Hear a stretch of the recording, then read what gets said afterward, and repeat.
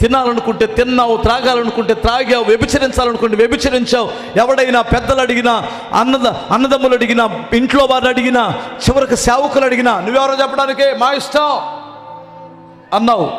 ఇప్పుడు అక్కడికి వెళ్ళి కాలుతున్నావు.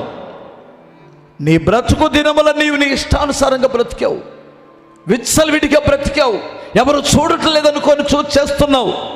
అందుకనే నువ్వు కష్టం అనుభవిస్తున్నావు, యుగ యుగాలు అనుభవించాలి. మరి లాజరు సంగతి ఏమిటి?